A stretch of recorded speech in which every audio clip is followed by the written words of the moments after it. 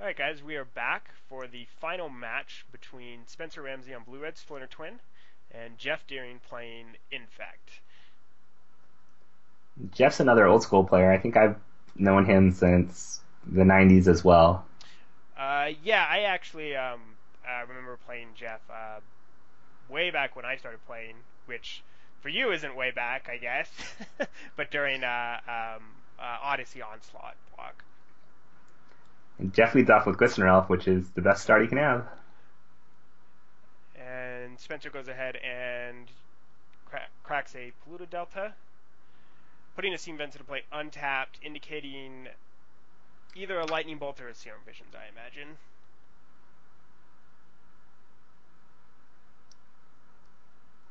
Or he just doesn't care because he's playing against Infect. You can be, yeah, taking damage doesn't come up too much, so You can die to Noble Hierarch, though. it's true. Spencer goes ahead and does have a Serum Vision, finding a Lightning Bolt and a Sulphur Falls.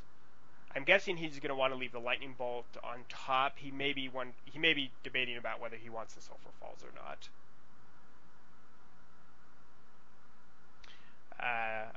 Does put one on top and one on the bottom. My guess is he put the Lightning Bolt on top and the Sulphur Falls on the bottom. Geoff goes ahead and attacks with the Glistener Elf. Oh, looks like he has a Noble Hierarchy. Probably should have played first to get the Exalted trigger, so missed out on one poison there. Yep. So that does put Spencer to 1. Geoff probably just falling into the old habit of attacking first and then casting stuff in your second main phase. Yep. And Spencer does go ahead and Lightning Bolt the Glistener Elf. Pretty good opportunity here, considering that Geoff does not have any available mana. Is that an Ichor Claw Mirror? Yep, Geoff does play an Ichor Claw Mirror as his second Infect creature of the game. If you're Spencer, do you give any thought to bolting the Noble Hierarch? Considering that your opponent missed mana, it's a possibility. It does really constrain the Infect deck on the ability, because even if you are worried about possibly dying, the only way you can really die is to multiple pump spells in one turn, and that's going to be really hard for the Infect to do something like that with only 1 mana. Yeah, I think it's probably right to bolt the Glistener Elf, but if I were feeling really greedy, I would have killed the Noble Hierarch. I think if you have 2 bolts, I could definitely see killing the Hierarch first and then going for the Glistener Elf with your next Lightning Bolt.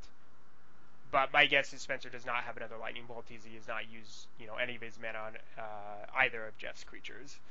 And Geoff does attack with the Ichor Claw Mirror, putting Spencer to 3 poison. Content to pass the turn. I believe Spencer is showing an Electrolyze in his hand, which does look fairly good on this board. Yeah, super good.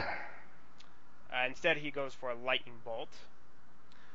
Geoff taps 1 mana to use an Unkick Vines of the Vastwood to protect the Ichor Claw Mirror from the Lightning Bolt. And Spencer goes ahead and remands the Vines, and Geoff just taps his Noble Hierarch to recast the Vines of the Vastwood. Spencer does draw a card for that. I think I like electrolyzing there a little better, because killing either of his creatures is really good in this situation, even if he does have the Vines of the Vastwood there.